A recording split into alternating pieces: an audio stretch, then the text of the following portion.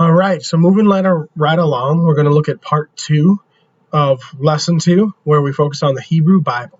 And as I mentioned, we're moving chronologically. So in terms of the oldest pieces of writing that we would consider literary, as in they have a narrative and characters, the Hebrew Bible is the oldest recorded stuff we have after Gilgamesh, aside from a few little pieces mixed throughout, such as the Hymn to the Great of Ten, which we looked at because it was an instance of monotheism. And the Hebrew Bible is the work of monotheism for the ancient world. Other forms of monotheism, aside from Christianity, don't really emerge till after the time period our class studies. And so hopefully the Great Hymn to the Aten can kind of bridge the gap for us between Gilgamesh and the Hebrew Bible. But with that said, we're going to dive in. A real quick note on this illustration. I picked this as our cover illustration for part 2 because it depicts Jacob wrestling with an angel, and it's one of the scenes we'll look at from the Hebrew Bible, and I would argue it's one of the most important scenes in the entire Bible. And you're like, what? Jacob wrestling with an angel? I don't even remember that part. It's a scene that is not always the most well-known, like the Ark, or Daniel in the lion's den, or David slaying Goliath. It's not the most familiar scene. But in terms of understanding the Bible and its literary message, it's one of the most important scenes. So we'll talk about it quite a bit in this lecture. And all of the illustrations I could find online to use for this slide were of Jacob wrestling an angel. But a lot of scholars argue that he was actually wrestling God, specifically God in the form of Jesus, the second member of the Trinity. So we'll also talk about that when we get to that portion of the lecture. Without further ado, here we go. Historical context, which is kind of a complicated thing to talk about with the Bible, so I've picked the things that I think are most helpful to know about the Bible before we talk about it. Obviously, the Bible is, you could argue, the most important, but the most difficult text to teach in a class, a literature class like this. And so there's a lot more that could be said about the historical context, and a lot of good research out there that you can certainly look into, especially if you want to write on the Hebrew Bible for your paper. But right now, in terms of contextualizing the story for us, I'm just going to go real quickly through the things that seem most relevant. So it's arguably the world's most influential set of texts, these writings that make up the Old Testament or the Hebrew Bible. They're just, whether you agree with it or not, the ideas in there, it is arguably the most influential in terms of how many people have read it and believed it. And so that's why we study it. It's an example of how it's influential is that it's remained the sacred text of Judaism, the Old Testament or the Torah. It still is today, and it's also inspired the rise of 2 other religions, Christianity and Islam. And most of the monotheistic religions in the world spring from the Hebrew Bible in one way or another. So this is just an example to build on the first point of how it's incredibly influential. Now, this is a literature class, which means we're reading the Bible as literature. But what does that phrase mean, reading the Bible as literature? We'll talk about that in a minute. First, I want to talk about a couple of the reasons why we should read the Bible as literature, beyond the fact that we're reading it in this class. This class studies the rise and development of Western civilization from the beginning of time up to the beginning of the Middle Ages. And so few texts, if any, were anywhere near as influential as the Hebrew Bible during that time. Again, in terms of how many people read it throughout the world, talking about influence. So that necessitates reading it as literature, because what we do in this class is examine literature and examine its influence on the people who read it and see how those insights, influence our thinking today. So that's one reason. Also, now this is not from the textbook. This is from other research I've done. But one can make the argument that literature is the intended genre of the Bible. So what do I mean by that? The Bible is written like literature. It tells a narrative. It has characters. There's meaning that want us to analyze the literature to get the meaning from that. A lot of people, because the Bible is seen by Christians as this authoritative text, and it deals with, topics such as the beginning of the world and who is in control of the universe, life and death, because it's the authoritative text for what is arguably the biggest religion in the world, and it addresses the biggest questions we have. Many, many people look to the Bible to answer questions that the Bible can't answer. So, for instance, questions about science or history. A big one is the dinosaurs, right? Most of what we know about evolution in the dinosaurs is at odds with what the Bible says in Genesis 1 that you're reading for this reading assignment. And so people ask the question, what does the word days mean in Genesis? When we read Genesis 1, as you will for your reading assignment, it says that God created the world in 7 days. Is it literally days, or could a day in that context of the Hebrew language mean thousands or millions of years? Because it could. That word, if you study Hebrew, the word translated as day there can be literally taken as day, or it can be taken as many, many, many, many, many days. And if you take it as many, many, many, many days, then what evolutionists think about the dinosaurs coincides perfectly with the Bible. But if you take it literally, which is also an acceptable interpretation, then dinosaurs would have lived at the same time as humans, and that contradicts what most evolutionists say about the dinosaurs. And so this is a problem for many, many people. But what I'm getting at here, what's important here, is asking the Bible to answer the question, when did dinosaurs live, is not the kind of question we should ask the Bible, because it's not a science book. It is a literature book. It tells a story. It tells a narrative. And so the questions that should answer it are, how do we live our lives? What do we think about life and death? Those are questions that are very important that great literature can answer, but that a science book can't. They're more philosophical types of questions. And so when you look at the Bible and the writing style, it's very clearly, it's literature. And so the reason we should read the Bible as literature is because it is literature. But lots of very intelligent people throughout the years have tried to put it in other categories. And that's why we even have to address the question of why study it as literature. What does it mean to study it as literature? Well, we pay close attention to the narrative techniques, the imagery, the characterization, the point of view, basically the strategies we've been talking about in this class up to this point. And I already said, what does it not mean? To look to the Bible for answers to all questions, such as the dinosaurs, by that abbreviation. And so that was just one example. There are many other examples like the dinosaurs that would support my point here.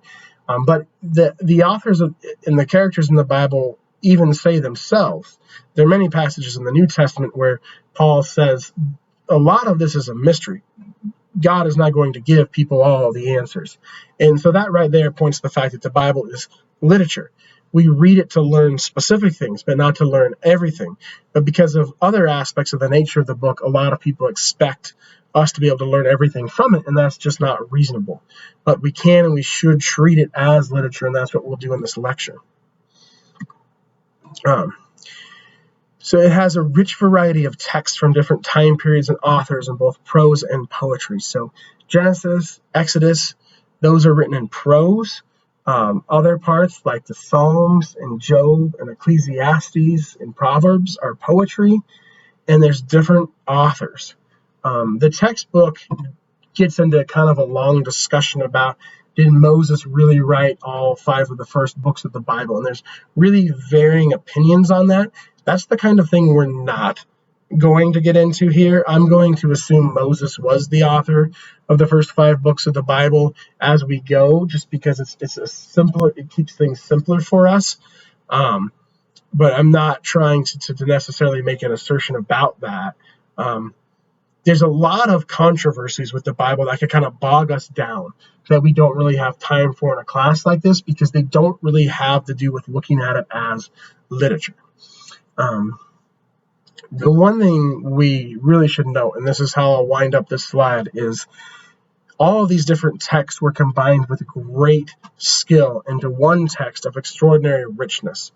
So a lot of critics of the Bible cite its contradictions, and there are certainly contradictions, but there's no other text in the history of humankind that spans this much time by this many authors and comes together so completely.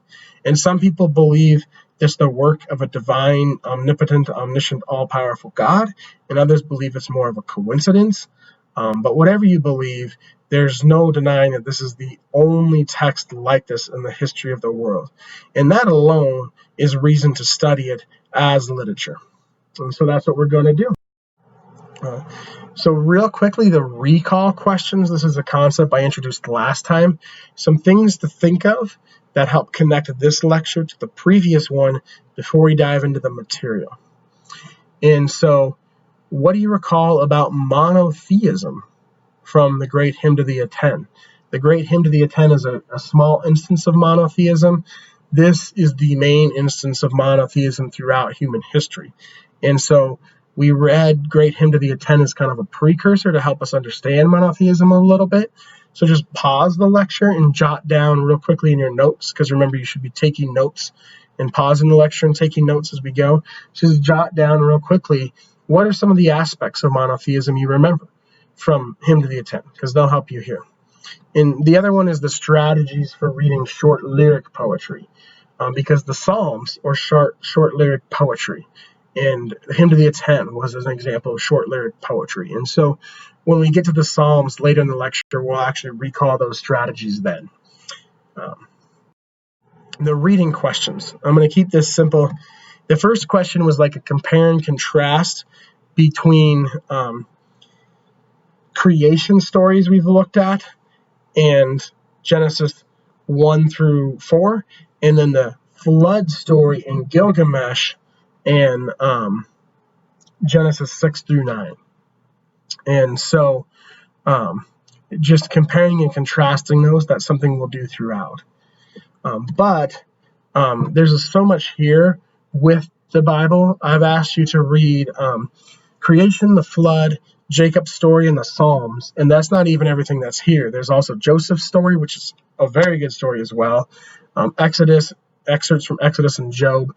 So I've only asked you to read part of it, because otherwise it'd be way too much reading for one lecture. And I'm only going to cover part of it. So comparing and contrasting the creation stories with creation in the Bible, and comparing and contrasting the Gilgamesh flood with the Bible flood, those are great questions. And they're questions you'll be able to write on for your discussion board. They're not really going to get into those here just for the sake of time. And my other reading question has to do with Jacob. And so what I have decided to discuss here is Jacob. Why? Well, of all the stories we have, his, in our textbook from the Bible, his is the most interesting. He goes on what's closest to a hero's journey of any of the characters we have here in the Bible. Noah, Abraham, Moses, they're all really fascinating. And Joseph's story would be very good too. But Jacob's story, I think, is the most challenging and the most rewarding. And you might be wondering what? Because Jacob, if you read the Bible before, might have been a character you hated. He was certainly a character I hated the first time I read the Bible. But over the years, after I've read the Bible more and taught it, I've come to really appreciate Jacob and what he adds. So for our lecture, we'll focus on Jacob's story. And like I said, you can pursue the other parts of the Bible in your discussion board post and or your first paper if you want to. But my reading question for Jacob is the same question I'll address as my first question on the next slide, which is the same question I asked about Gilgamesh. What do you think of him? Do you like him? Why or why not? Like I said, I hated Jacob the first time I read Genesis. And so if this were a live class, a face-to-face class, I would ask you what you thought of Jacob, just your personal opinion. Do you like him? Why or why not? Do you love him? Does he annoy you? What do you think of him? And I jot some of your responses on the whiteboard. But we can't do that here. So I'd recommend pausing the lecture, and if you haven't answered this question already, write down your first impression of Jacob. Because what I'm really curious to see is if your impression of Jacob changes at all, like mine did in my history of reading and teaching the Hebrew Bible. So in terms of diving in, now that we've kind of reviewed everything and reviewed the reading questions and gone over the context, my first question diving into it is the same one I just asked. What are your initial impressions of Jacob? Because we're going to pursue Jacob here. We're going to follow his story and see how he progresses over time. And so when you're doing that with a character, when you're reading something as literature as we do in this class, then that's the first question to ask is, what do you think of the main character? And for our study today, Jacob is the main character. And so I'd be curious to see if any of you liked him on your first impression. I did not. And I think just our human nature, what we think of, the qualities we like in another person, Jacob is the opposite of them. If you disagree, that's fine. I'd love to hear about it on the discussion board, but I'm just kind of generalizing here because he is an absolute scoundrel. He does some horrible things, including, for instance, and Jacob came close to Isaac his father, and he felt him, and he said, "The voice is the voice of Jacob, and the hands are Esau's hands." But he did not recognize him, for his hands were like Esau's hands, hairy, and he blessed him. Jacob dupes his blind father into giving him this blessing that is intended for the older brother. And so he lies to his blind father and cheats his brother. One example of the all kinds of horrible things he does throughout. And so take your impressions of Jacob and kind of bookmark them for now. As we progress through Jacob's story, we'll look and see if any of this changes. But what I have in my mind is, starting out, Jacob is an absolute scoundrel. And one example of that is stealing the blessing from his brother by lying to his blind, dying father. But as we move, Jacob goes on and he flees here, and he goes on and he marries Leah, and then he marries Rachel. And you're like, what? Yeah, back then that kind of thing happened. But again, we see how Jacob is an awful person, because he basically, I looked at a children's Bible once, and the way it introduces Leah and Rachel is that Rachel is like the pretty girl, the popular girl who gets invited to all of the parties, and Leah is kind of the girl no one invites to the parties. And that's a pretty good explanation. And so, of course, Jacob, being the shallow guy that he is, he wants to marry Rachel. And of course, Laban, their father, Jacob's uncle, because that happened back then too, sees an opportunity and tricks Jacob. And so he has to work for 7 years before he can marry Rachel. But he is tricked into marrying Leah, and then he has to work another 7 years before he can finally marry Rachel. And all of this shows, just how horrible Jacob is, because he's not content with Leah. But moreover, this part of Jacob's story introduces Leah and Rachel, who I think are two of the most important characters in the entire Bible. The Bible is often critiqued for its representation of female characters. And I'll be very curious to see what you think of the female characters you do see in the passages we read. But there are plenty of interesting, powerful female characters throughout the Bible. Esther, Rahab, Ruth. And I think two that are often overlooked are Leah and Rachel. And they should be included in that conversation of the prominent female figures from the Bible. And so what are some of the ways we can talk about Leah and Rachel? Well, the introduction to the textbook talked about how suffering is one of the most important themes in the Bible and one of the most confounding. People suffer quite a bit in the Bible. And in that way, the art, the literature is imitating life, because people suffer in the real world too. But the question people ask is, how can a God who's supposedly all-powerful, omnipotent, omniscient, allow suffering to happen? And we see both Leah and Rachel suffer. And so I think we need to try to address this question through the stories of Leah and Rachel. So as we study Jacob, kind of at the same time alongside that, parallel to that, will be this question of how do the stories of Leah and Rachel engage this all-important question when it comes to the Bible, studying the Bible, of what does the Bible do with suffering and how do we interpret that? And so here's just a couple instances to show you how they suffer so that you can lodge this in the back of your mind before you get further. When the Lord saw that Leah was hated, he opened her womb, but Rachel was barren. And so you see some suffering here. Leah was hated. Jacob didn't want anything to do with her because she wasn't as pretty as her sister. So that's suffering. But he opened her womb, and she's blessed with 6 children, and I believe 2 more children later on. And having children, I can speak from my own experience, is a wonderful thing and something both of these women wanted. So she suffers, but then God, seeing her suffering, he gives her a different type of gift. But Rachel was barren. And so Rachel is someone who kind of has everything handed to her because she's pretty. We've probably all known people like that up to this point. But then when she marries Jacob and is ready to have children, she can't. And it's a horribly painful, excruciating experience for her. She says to Jacob, when Rachel saw that she bore Jacob no children, she envied her sister. She said to Jacob, "Give me children or I shall die." And so she's now suffering in a different way. These sisters suffer in different ways. Leah suffers in that no one likes her until she has children, and then she has wonderful, adoring children who love her. Rachel suffers in that everyone likes her and everything comes easy to her until she tries to have children, and then she can't. And then that's a horrible experience for her.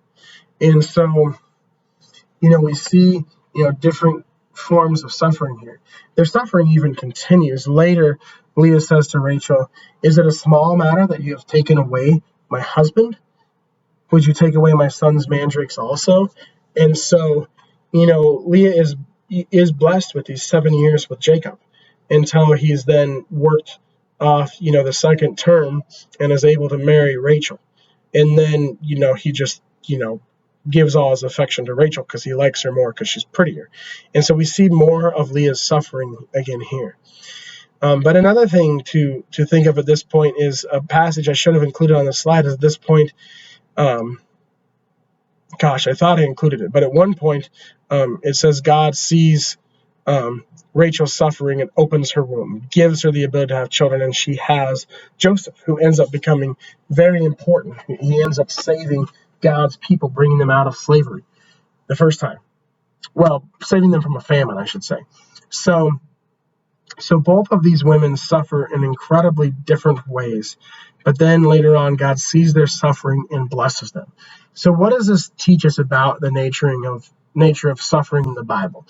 And the question I would put to you as you think about Leah and Rachel's stories in terms of this issue of suffering is, would an all-powerful, all-knowing, loving God create a world in which there is suffering or a world in which there is no suffering? Because Jacob, scoundrel that he is, as much as we maybe want him to suffer, suffers too. And he comes out of that suffering very differently. So let's look at it. And Jacob, like I said, he suffers too. But what we see through Jacob's suffering is change. And so now we're going to look at the passage about the wrestling. And like I said, this is one of the most important scenes in all of the Bible, even though it's not one of the most famous scenes. Not famous, but important. And Jacob was left alone, and a man wrestled with him until the breaking of the day, so all through the night. When the man saw that he did not prevail against Jacob, he touched his hip socket, and Jacob's hip was put out of joint as he wrestled with him. Then he said, "Let me go, for the day has broken." But Jacob said, "I will not let you go unless you bless me." And he said to him, "What is your name?" And he said, "Jacob." Then he said, "Your name shall no longer be called Jacob, but Israel, for you have striven with God and with men and have prevailed." Then Jacob asked him, "Please tell me your name." But he said, "What is it that you ask my name?" And there he blessed him. So Jacob called the name of the place Peniel, saying, "For I have seen God face to face, and yet my life has been delivered." The sun rose upon him as he passed Penuel. limping because of his hip. Therefore, to this day, the people of Israel do not eat the sinew of the thigh that is on the hip socket, because he touched the socket of Jacob's hip on the sinew of the thigh. So, wrestling is what this passage is about. He literally wrestles with God here.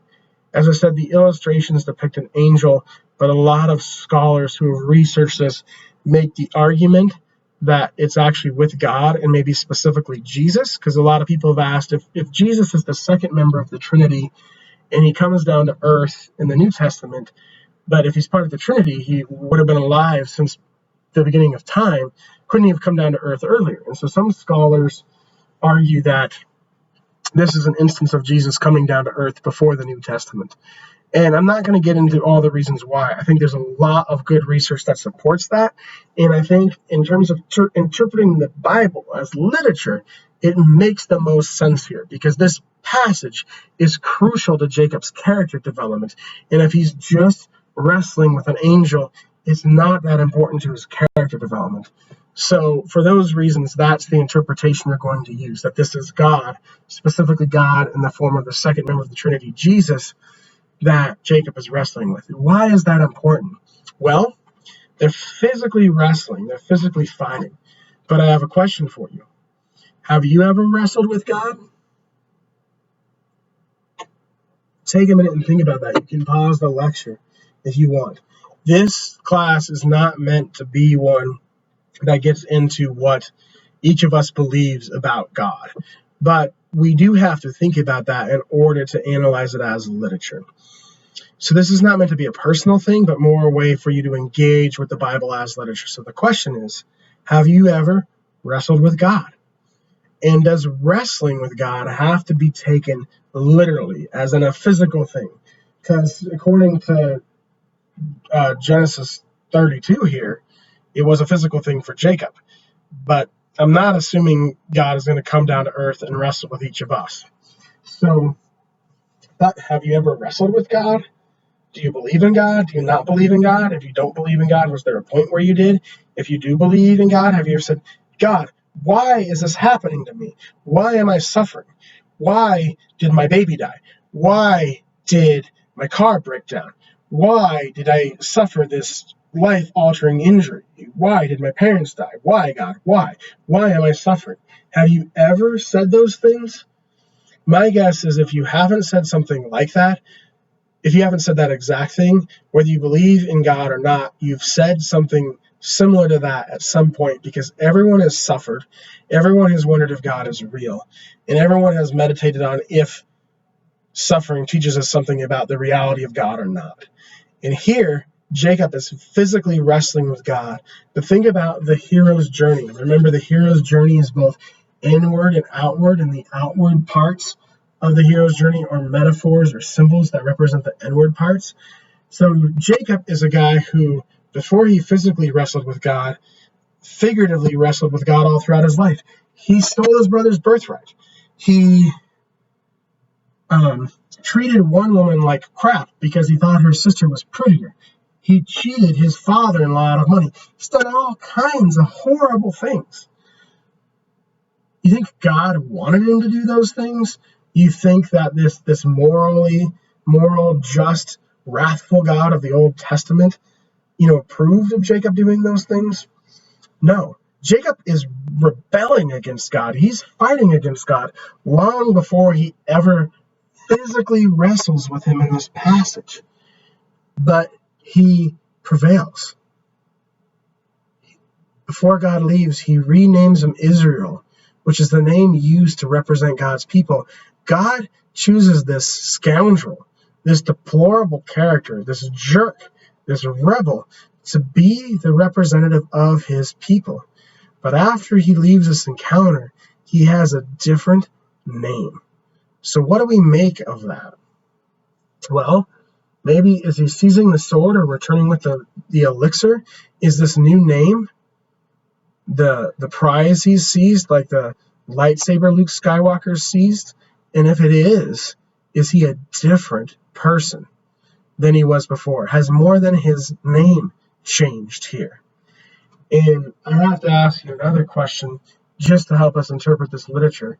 Have you ever felt that you did anything wrong? Have you ever felt, that you disagreed with God about what was morally right or not? And perhaps you've grappled with God. Perhaps you've wrestled with God over that. And maybe you've worked those things out or not. But they probably have to do with who you are and what you believe now. And so, again, I'm not prescribing a certain belief.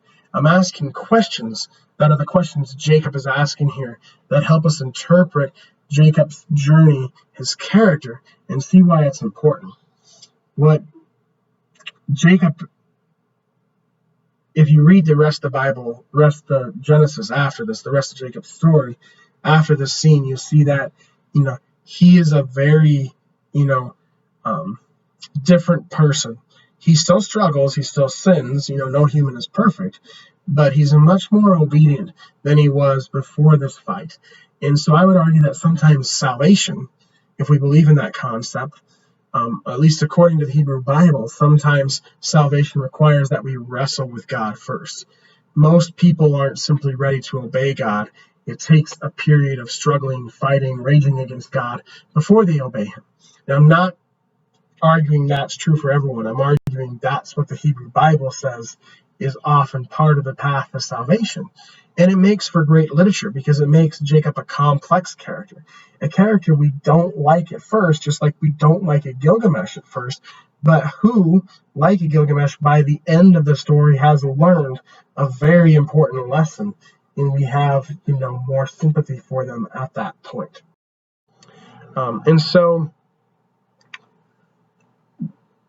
where do we see Jacob's redemption? If he's truly changed, where do we see that after this? And so here's a passage after this. But Esau ran to meet him and embraced him and fell on his neck and kissed him, and they wept. And when Esau lifted up his eyes and saw the women and children, he said, "Who are these with you?" Jacob said, "The children whom God has graciously given your servant." Then the servants drew near, they and their children, and bowed down. Leah likewise, and her children drew near and bowed down. And last, Joseph and Rachel drew near, and they bowed down. Esau said, "What do you mean by all this company that I met?" Jacob answered, "To find favor in the sight of my Lord." But Esau said, "I have enough. My brother, keep what you have for yourself." Jacob said, "No, please, if I have found favor in your sight, then accept my present from my hand. For I have seen your face, which is like seeing the face of God, and you have accepted me.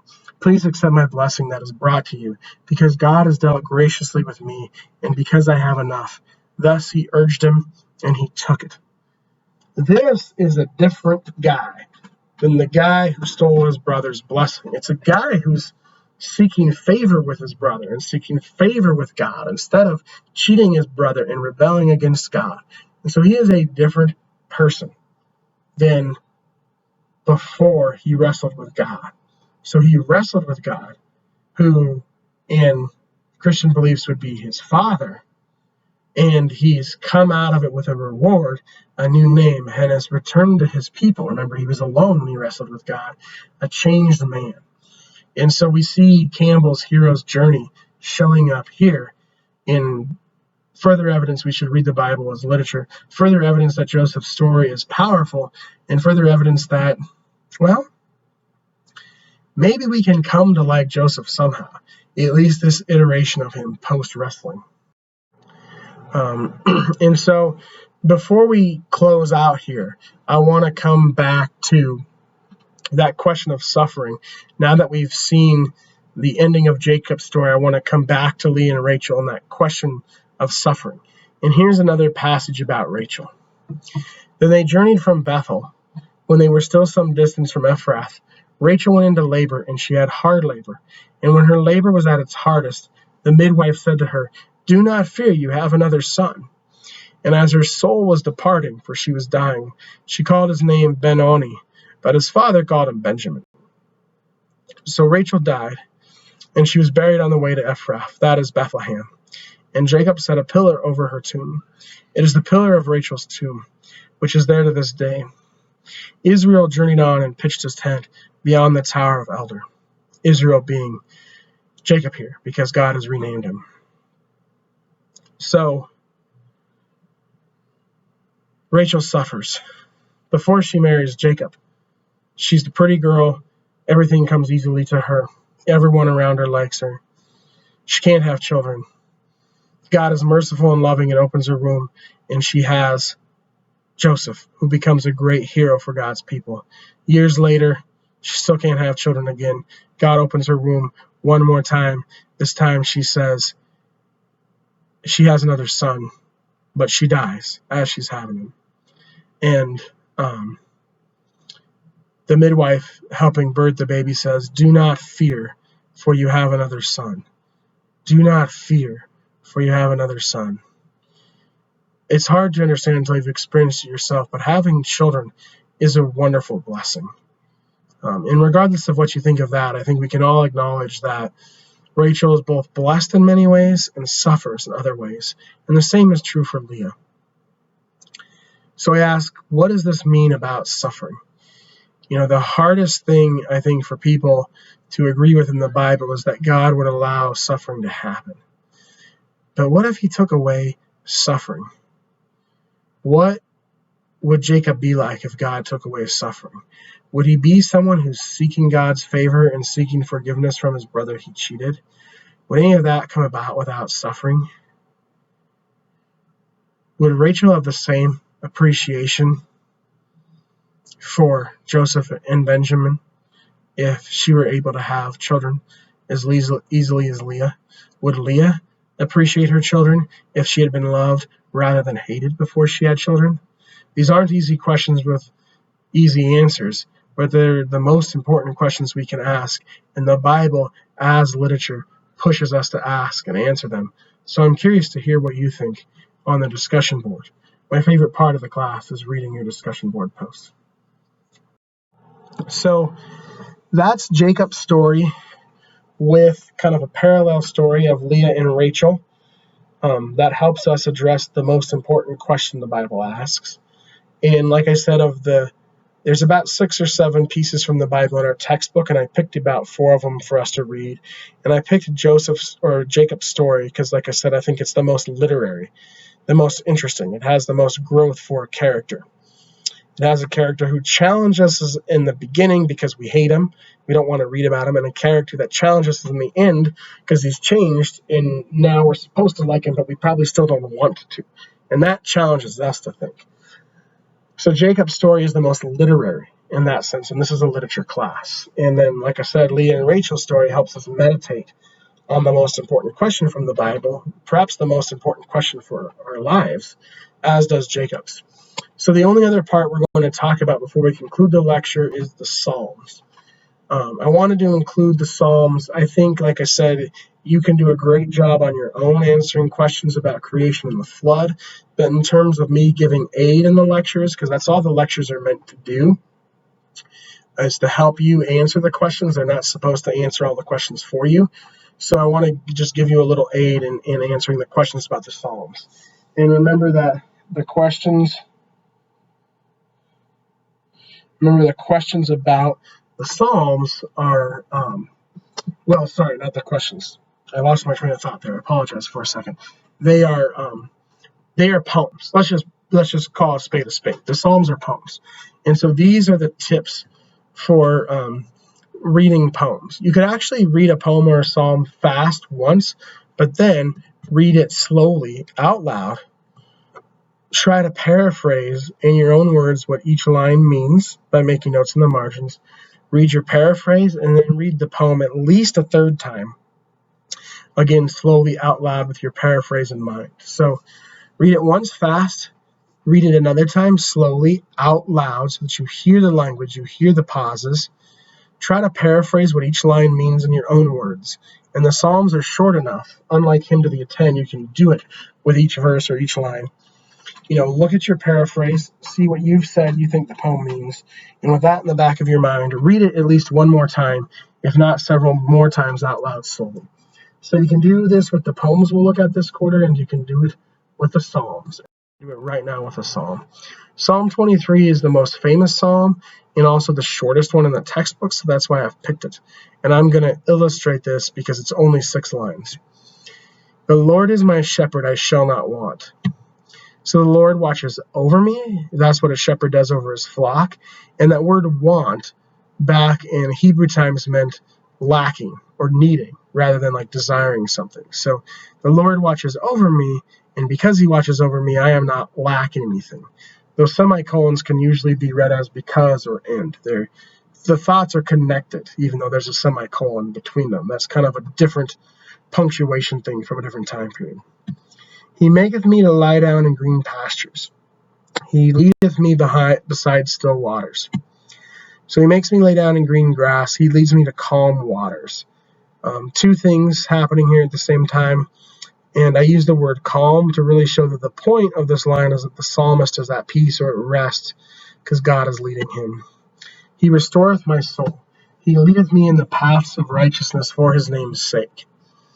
He restores my soul. He helps me be righteous to bring him glory.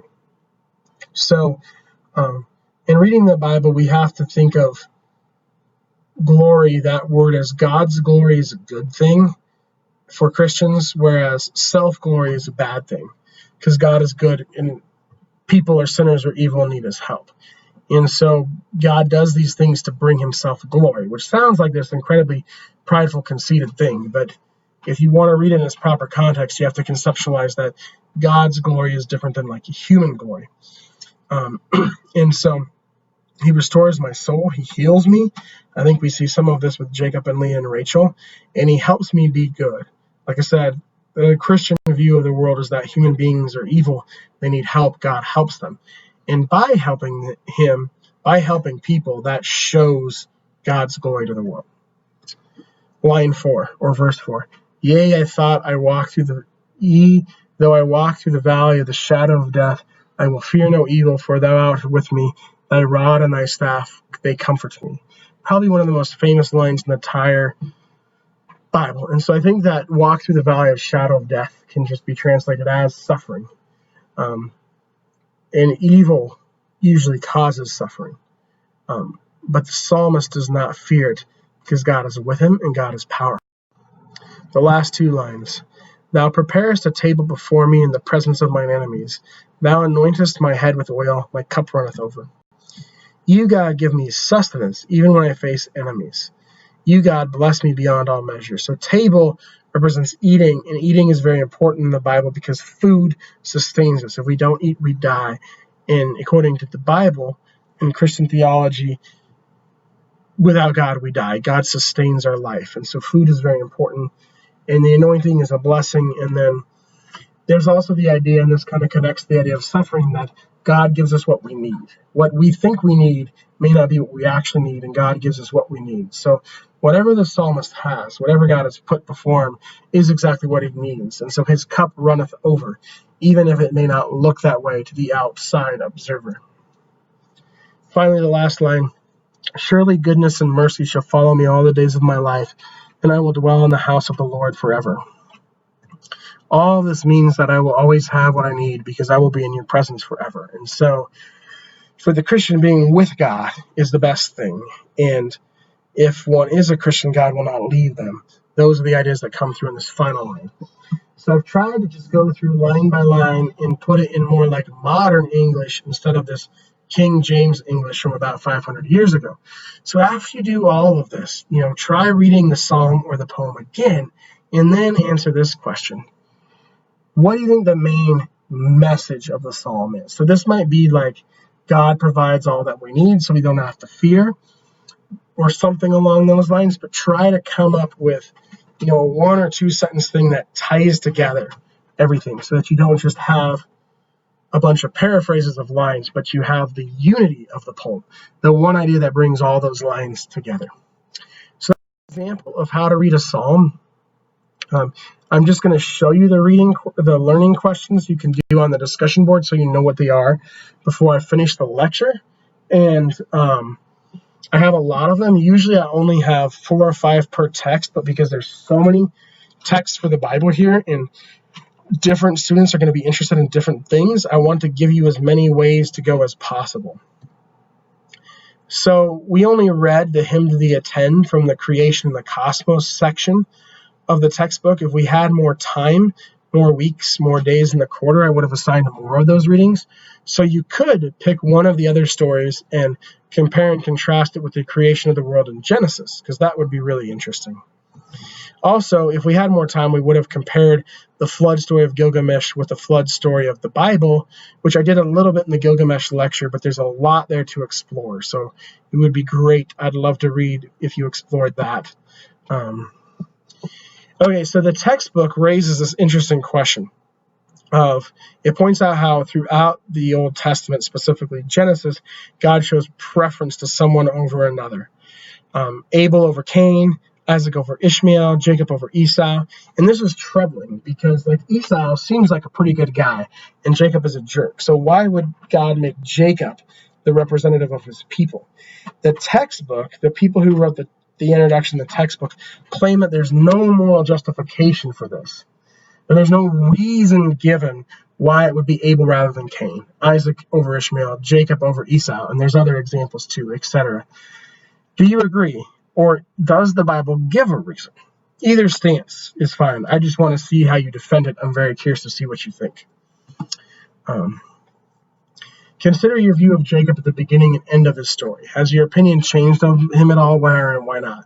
Like I mentioned, he seems like a scoundrel at the beginning of his story, but he goes through a lot of change. So this is kind of more of your personal thoughts on him, but did they change at all as he changes? Why or why not? Does Jacob experience any of the steps of the hero's journey? We talked about how we could, but a more thorough explanation of this is a great topic to explore. So you could also come back to that idea of wrestling. Is it figurative? Is it literal? Does it actually have to happen? Does it happen even if it doesn't physically happen? And is it important for salvation, at least in a Christian worldview? What do you think?